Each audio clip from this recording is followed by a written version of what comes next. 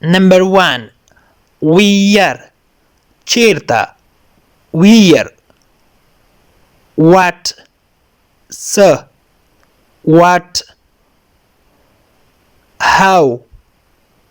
Sanga. How. Sanga. That. Haga. That. Haga. This. Da. This. Da. How many. Sudani. How many. How much. Sumra. How much. Sumra. Whose. Dacha. Whose. Dacha. Who are you? The suki. Who are you? Where are you? The chetaye. Where are you? How is he? Haga sangada. How is he?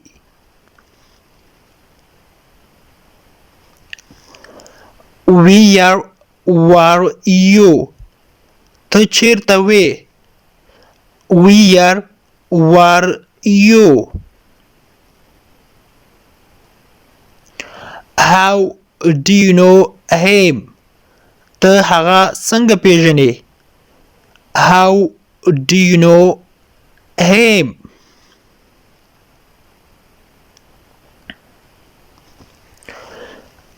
Tell me the truth.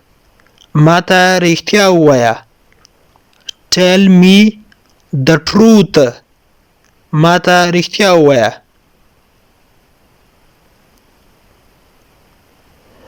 He lied to me.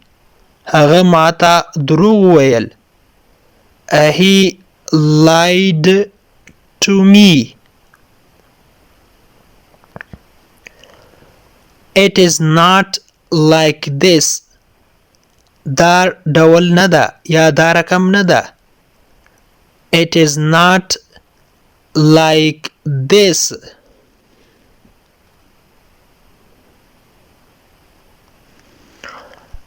He is an honest man. هغه یو ایمانداره سړی ده یا یو رښتینی سړی ده. He is an honest man. Honest ویل کېږي ایمانداره یا رښتینی یا صادق چې تل رښتینی وي او رښتیا وایي. I don't accept this decision. زه دا فیصله یا دا پریکړه نه منم. I don't accept this decision.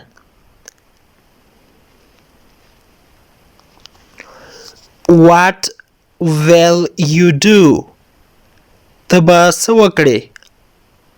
What will you do?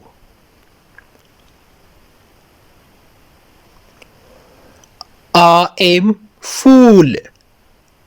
زه موړ یم. I am full. د فول معنی ده موړ، یعنی چې زه نوره مړۍ یا ډوډۍ نه خورم، زه موړ یم. نو په انګلیسي کې موړ لپاره موږ فول کلمه استعمالولی شو. فول فول معنی موړ یا بله معنی د ډک ته هم ویل کېږي، لکه یو لوښی چې ډک وي هغه ته هم ویل کېږي، مګر دلته ترې معنی فول معنی ده موړ چې زه نوره ډوډۍ نه خورم.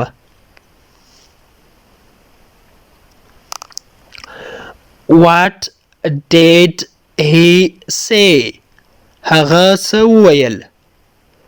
What did he say? What did he say? He is my lawyer. هغه زما وکیل ده. He is my lawyer. هغه زما وکیل ده. lawyer معنی ده وکیل. او بل څه ده جج. جج معنی قاضي. د انګلیش ټو پښتو لرنینګ کورس ګرانو زده کوونکو د نن ورځې کلاس تر دې ځای پورې و. هیله ده چې یو څه مو ورڅخه زده کړي وي.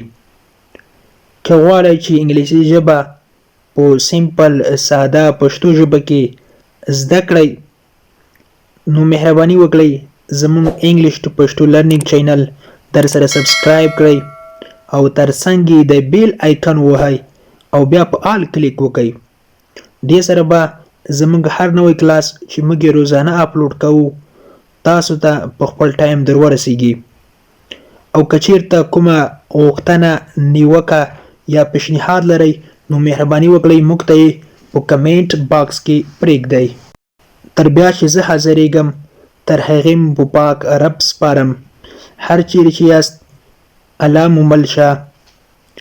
Thank you so much for watching.